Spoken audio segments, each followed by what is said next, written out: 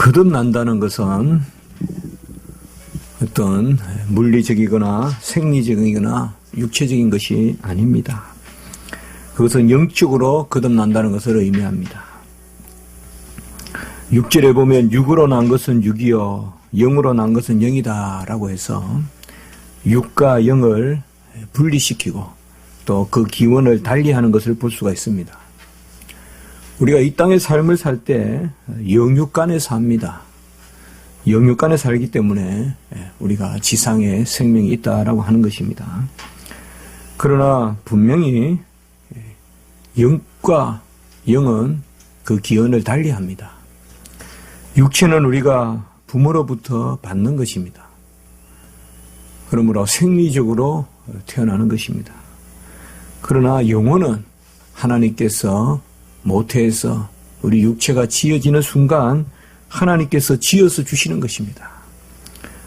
그래서 우리가 이런 것을 영혼이 창조되어서 우리에게 부여되는 것으로 이렇게 이해합니다. 이 영혼의 생명이 깃드는 것입니다. 그래서 영혼과 육체가 만나서 그 순간 생명이 형성되는데 그 생명의 주요한 자리는 영혼입니다. 그렇기 때문에 영혼의 생명이 있다라고 말하는 것이고 이 생명을 우리가 하나님의 형상이라고 하는 것입니다.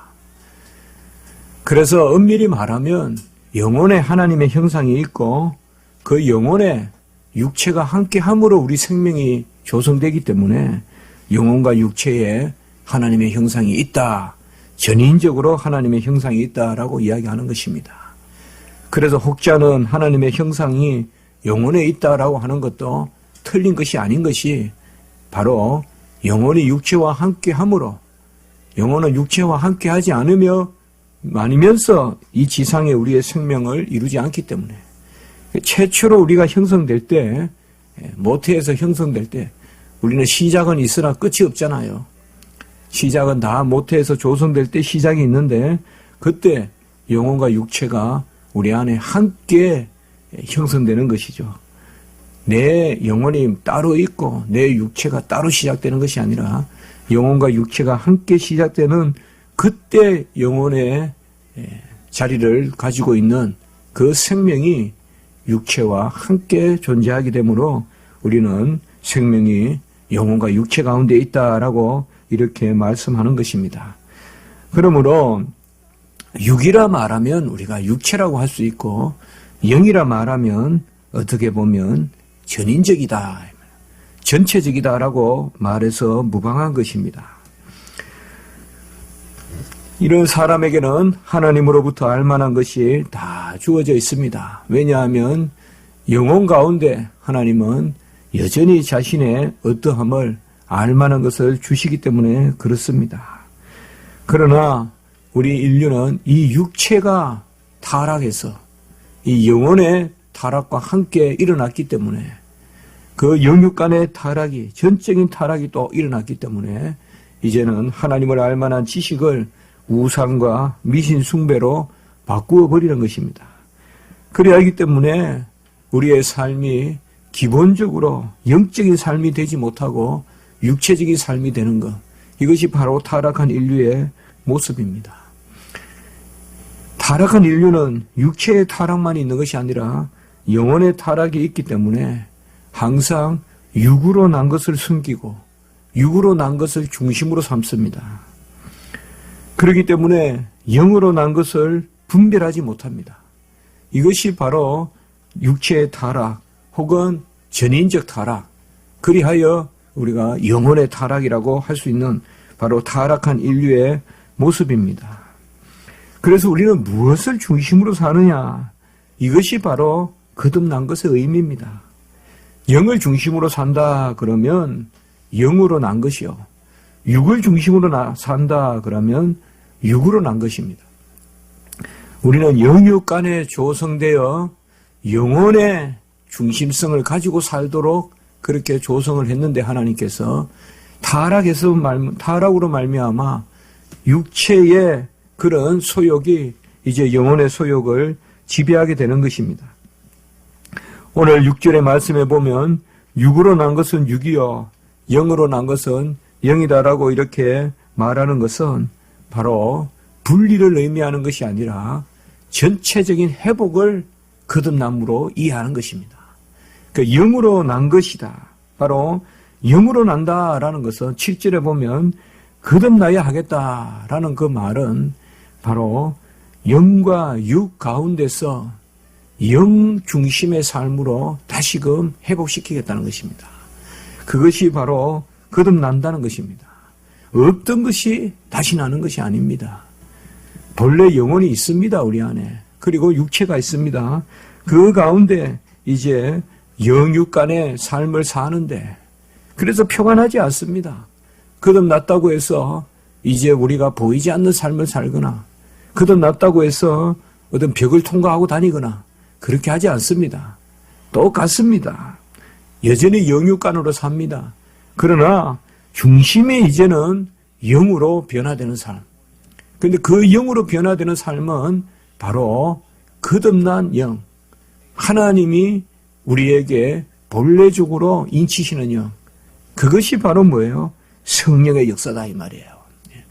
그래서 성령의 역사로 우리의 영의 소욕의 삶이 이제 우리의 삶으로 주장되는 것입니다. 그것을 바로 거듭난 것으로 이렇게 우리가 이해하고 성경은 말하고 있습니다. 고린도전서 2장 11절의 말씀에 보면 사람의 일을 사람의 속에 있는 영 외에 누가 알리요? 이것은 사람의 일은 사람의 영이 알고 이와 같이 하나님의 일도 하나님의 영 외에는 아무도 알지 못하니라 이렇게 말씀하고 있습니다. 사람의 일을 사람의 속에 있는 영이 안다라고 이야기하는 것은 바로 사람의 일은 육체에 속한 영혼이 분별하고 하나님의 일은 하나님께 속한 영혼이 분별한다 이 말입니다. 하나님께 속한 영혼이 무엇입니까? 이것이 바로 성령의 감화, 성령의 인치심, 성령의 교통, 성령의 주장하심에 순종하는 영어로 이야기합니다. 그래서 하나님의 일을 분별하는 것은 하나님의 영, 성령이기 때문에 하나님의 일을 분별하는 사람은 오직 거듭난 사람만이 하나님의 일을 분별합니다. 왜요? 하나님의 성령으로 말미암아 그 인간의 영혼이 이제 육체로부터 영으로 변화되기 때문에 그 중심성이 변화되기 때문에 그래서 거듭난다는 것은 우리가 잘 알 것은 옛날에 내가 없어지는 게 아니라 옛날에 내가 거듭나는 것입니다. 우리가 보라 이전 것이 지나갔으니 새 것이 되었다는 말은 그래서 문병호가 거듭났다는 것은 20살에 거듭났다, 10살 때 거듭났다 이렇게 말하는 것은 10살 때부터 구원받았다는 것이 아닙니다. 20살 때부터 구원받았다는 것이 아닙니다. 사실은 모태에서부터 구원의 역사가 일어나는 것입니다. 사실은 하나님께서 우리를 지으실 때 우리를 거듭났다고 했을 때 그 시점에서부터 거듭났다고 하지만 사실상 우리의 인격은 동일하기 때문에 모태에서부터 나를 조성했다고 하는 것입니다. 모태에서부터 조성했다는 말이 모태신앙이란 말이 아니다 이 말씀이에요. 30대 거듭나든 40대 거듭나든 50대 거듭나든 우리가 거듭났다는 의미가 없던 것이 새로 생긴다는 의미가 아니라 영육간의 내 삶이 이제 거듭났다는 것은 영 중심의 삶으로 다시금 하나님의 성령의 이제 교통과 성령의 소욕으로 영으로 거듭나는 삶이기 때문에 사실은 우리가 어느 시점에서 거듭나지만 하나님 편에서는 언약의 관점에서는 모태에서부터 우리를 조성했다라고 보는 것입니다. 이것이 바로 또 어떻게 보면 하늘나라의 선포인 것입니다. 우리가 은혜가 법정적이다라고 말하는 것이 바로 이런 것입니다. 그러므로 우리의 구원도 신비입니다. 늦게 하나님을 알았지만은 하나님의 구원 단위는 우리의 일생입니다. 늦게 우리가 포도원에 일꾼으로 갔어도 하나님의 선물은 한 데나리온으로서 동일한 것입니다. 그 한 데나리온은 우리 일생을 의미합니다. 우리 일생, 내가 모태에서부터 조성되는 것으로. 그러므로 육으로 난 것은 육이요 영으로 난 것은 영이라고 해서 이것을 영육 분리로 보지 않습니다. 물론 영은 육체와 분별된 독립된 실체입니다. 그러므로 육이 떨어져도 영은 삽니다. 그게 우리 사후의 모습입니다. 이게 영혼의 독자석이라고 합니다, 우리가. 그러나 이 땅의 삶에서 거듭난다고 할 때는 우리가 거듭나는 것은 분명히 영육 간의 삶 가운데 거듭나는 것입니다. 죽음 후에는 거듭남이 없어요. 이 땅에서 영혼과 육체의 삶을 살 때 거듭남이 있는데 그때 거듭난다는 것은 바로 이제 영육 간의 삶 가운데서 영의 삶으로 이제 중심성을 변화시킨다는 것입니다. 이 영의 삶이 뭐냐? 바로 성령으로 난 사람이다 이 말이에요. 8절에 보면 마지막 부분에 성령으로 난 사람. 성령으로 난 사람은 뭐냐? 영의 삶을 살고 영의 소욕을 쫓는데 그 영은 이제 성령의 가마 가운데 있는 영, 바로 성령의 소욕에 붙들린 영, 붙들린 삶, 그리스도의 영이 그 가운데 역사하는 삶입니다. 이것을 우리 주님께서는 이 비밀을 너무 추상적으로 설명하지 않고 8절에 보면 바람을 비유해서 말씀하고 있습니다. 바람이 임의로 불매 내가 그 소리는 들어도 어디서 와서 어디로 가는지 알지 못하나니. 어거스틴은 이 부분을 설명하면서 성령은 자신의 뜻으로 행한다. 그래서 성령의 어떤 그런 주권성을 의미한다고 봤습니다. 그리고 크리소스톤과 시릴은 이 부분을 설명하면서 성령의 능력은 우리가 느낄 수 있으나 그 기원과 그 은인은 알 수 없다라고 이렇게 주석했습니다. 물론 이 부분의 해석이 분분하지만은 저는 이 부분을 한번 그렇게 생각해 봅니다. 바람이 임의로 불매 그 소리는 들어도 어디서 와서 어디로 가는지 알지 못하나. 사실 이것도 지금 바람이 불겠죠. 바람이 없는 곳이 있겠습니까?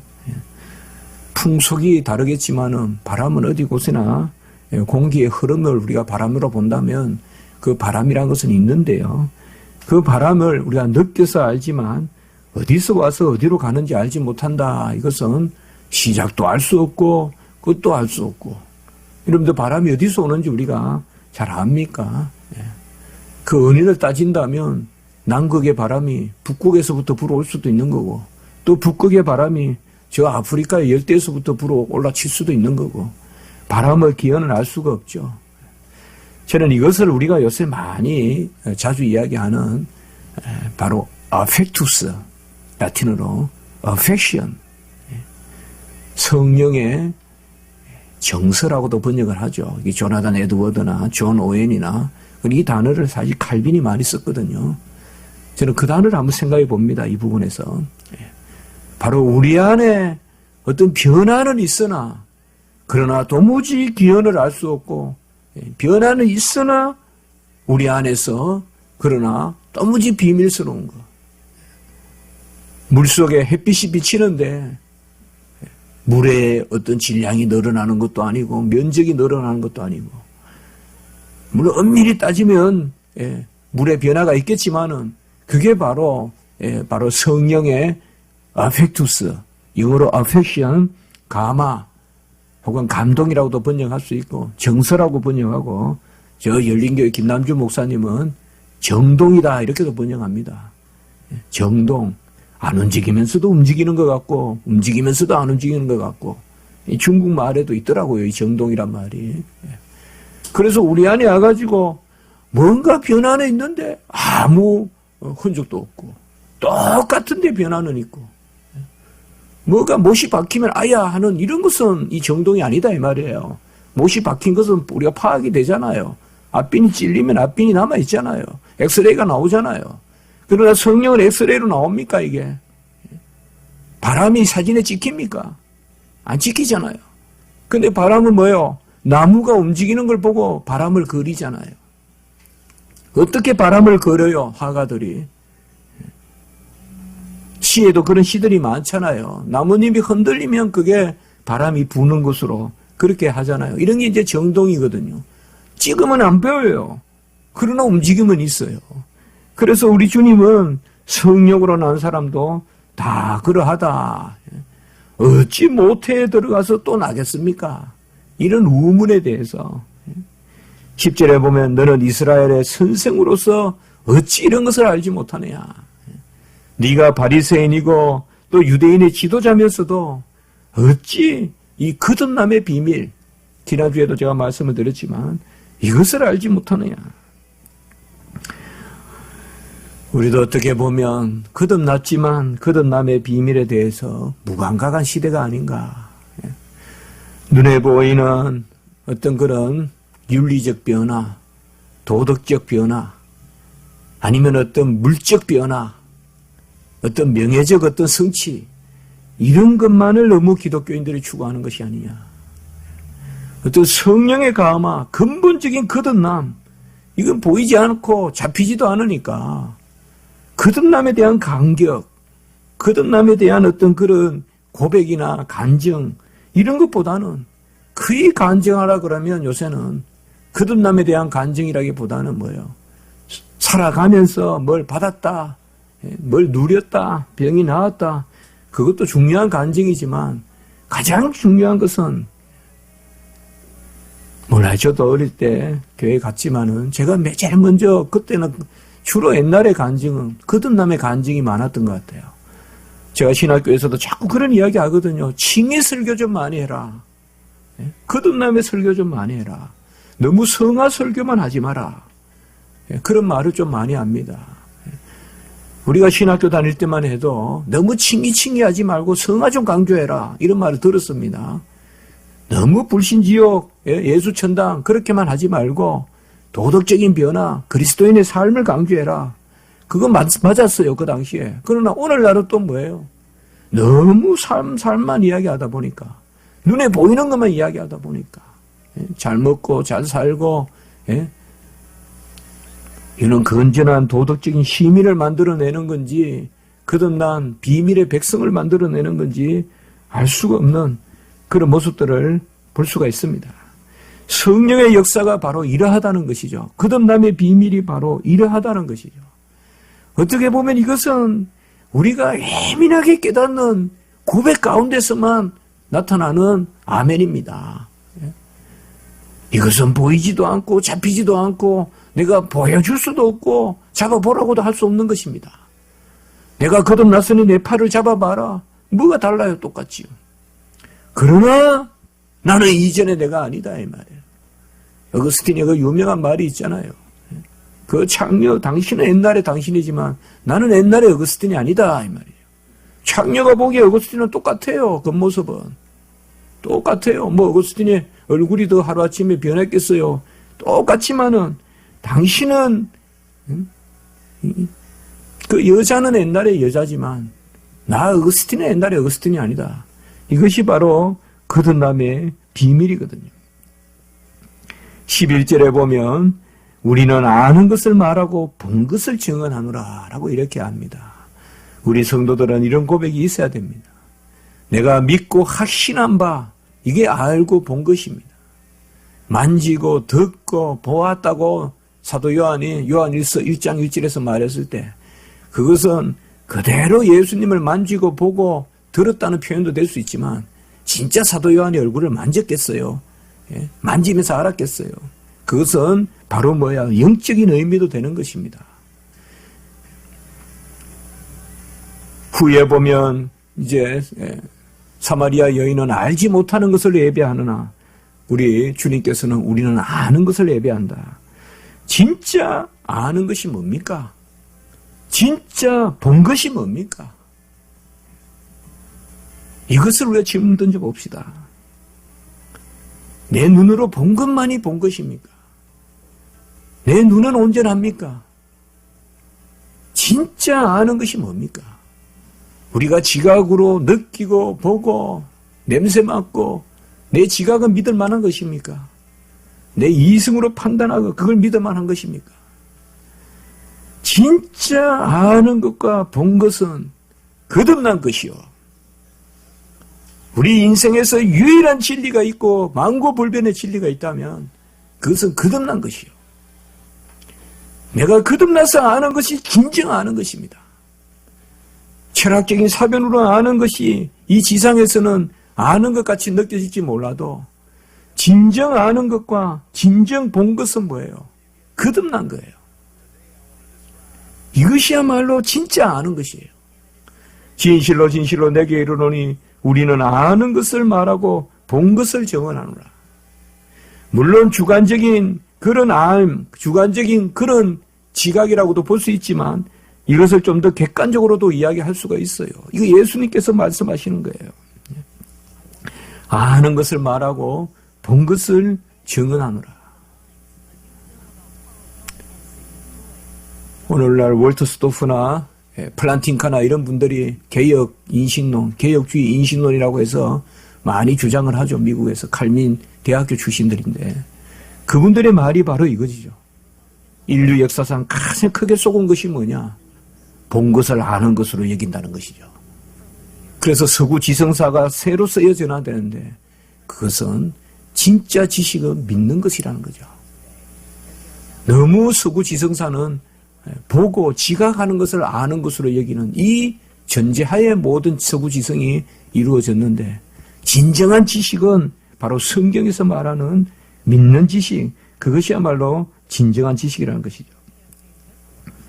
고린도전서 15장에 보면 썩을 것으로 심어 썩지 아니할 것으로 다시 살아나고 욕된 것으로 심어 영광스러운 것으로 다시 살아나고 약한 것으로 심어 강한 것으로 육의 몸으로 심어 신령한 몸으로 다시 살아나는 비밀. 이것이 바로 거듭남의 비밀입니다. 썩은 것으로 심어 썩지 아니할 것으로 욕된 것으로 심어 영광스러운 것으로 약한 것으로 심어 강한 것으로 육의 몸으로 심어 신령한 몸으로 다시 살아나는 비밀. 이 비밀이 바로 하늘에 속한 것입니다. 12절의 마지막 부분, 내가 땅의 일을 말하여도 너희가 믿지 아니하거든. 너희는 땅의 일을 말하여도 알지 못하거든. 사실 땅에서 일어나는 것들, 바람이 불고 아까 그런 것도 어떻게 압니까? 그러나 하늘 일을 말하면 어떻게 믿겠느냐? 여기에서 우리가 하나 잘 깨달아야 됩니다. 우리가 어떻게 보면 땅의 일을 아는 길이 하늘의 일을 아는 것입니다. 거듭난 특별한 은혜가 있어야 창조의 승리를 압니다. 여기에서 우리 12절은 상당히 역설적으로 읽어야 된다고 저는 생각합니다. 너희들이 땅의 일도 모른다 이거예요. 근데 어찌 하늘 일을 알겠느냐? 그러나 땅의 일을 아는 길을 내가 알려주겠다 이 말이에요. 땅의 일을 아는 길도 하늘의 일을 먼저 알아야 된다 이 말이에요. 거듭난 사람이 꽃을 안단 말이에요. 거듭난 사람이 일반적인 은총도 안단 말이에요. 특별 은총으로 거듭나지 않은 사람은 일반 은총을 알지 못합니다. 오늘 제가 이까지만 말씀을 12절까지만 드리는 것은 바로 거듭남에 대한 어떤 구원론적인 비밀은 13절 다음 주에 말씀을 드리고 오늘은 좀 더 인식론적인 그런 측면을 제가 말씀드렸습니다. 거듭남의 어떤 지식적 요소 혹은 지성적 요소, 거듭남을 우리가 과연 알 수 있느냐? 알 수 있다 이 말이에요. 어떻게? 성령의 역사로 알 수 있다 이 말이에요. 그래서 우리는 뭐예요? 아는 것을 말하고 본 것을 증언한다. 이것을 우리가 성경교리 정에서 배웠죠. 칼빈은 이것을 바로 확실한 경건의 경험이라고 했고, 그리고 그 주석에 보니까, 요한복음 주석에 보니까 칼빈은 이 부분을 교리의 확실성 이렇게 주석을 해놨어요. 교리의 확실성. 어떻게 보면 유일하게 우리가 명확하게 아는 지식, 이 불확실성의 시대, 이 포스트 모더니즘의 시대에서 우리가 확실한 지식, 보고 만지고 듣고 아는 지식은 영의 지식밖에 없습니다. 하나님이 우리에게 주시는 지식만이 먼저 하늘 지식을 우리에게 선물로 주시고 그 지식 가운데 땅의 지식도 얻게 하십니다. 저도 옛날 책들을 다시 이렇게 읽어보고 어젯밤에도 소설책을 3권이나 꺼내서 읽어봤는데 그런 소설도 거듭난 가운데 은혜 가운데 읽어야 일반 소설도 다시 읽힙니다. 이반 데니소비치의 하루, 그리고 수레바퀴 밑에서, 그리고 카프카, 이 책 3가지를 어제 그냥 펼쳐놓고 한번 읽어봤습니다. 동시에 3권을 한 1시간씩 읽어봤습니다. 이런 소설들도 옛날에 읽을 때는 모르겠던데 오히려 하나님의 은혜 가운데 다시 돌아보면 달리 진리가 보입니다. 오늘 말씀은 바로 그것을 우리에게 보여줍니다. 바람이 불어도 찍히지는 않지만 가마가 있듯이 성령은 카메라에 당기지는 않지만 우리에게 거듭남이라는 놀라운 역사를 일으키는 이것이 바로 거듭남의 비밀이라는 것을 너는 이스라엘 선생으로 어떻게 알지 못하였느냐. 니고데모와 같이 이성적으로, 습관적으로, 외식적으로, 형식적으로, 바리새인의 형식주의로는 알 수가 없습니다. 우리의 감동, 감화로 이 지식을 알 수가 있습니다. 한번 기도드리겠습니다. 하나님 아버지 감사합니다. 우리가 아버지여 바람보다 더 큰 비밀을 알고 하늘의 일의 비밀을 간직한 자이노니 우리는 모른다 하지 말게 하시고 성령의 감동 감화로 그 지식으로 우리가 거듭났다는 것을 고백하게 하시고 우리가 진리의 백성이라는 것을 깨달아 알게 도와 주시옵소서. 우리가 아멘 하는 것과 고백하는 것이 하나님이 주신 만지는 것이요, 보는 것이요, 확실한 것이요, 아는 것이라는 것을 고백하게 하시고 세상의 지식은 알고 하나님의 지식은 그저 추상적이고 상징적이라고 하는 이런 포스트 모더니즘의 시대에서 하나님의 지식만이 명확하고 확실하다는 것을 우리는 깨닫고 살아가게 하여 주시옵소서. 감사하고 구주 예수 그리스도 이름으로 기도드리옵나이다. 아멘.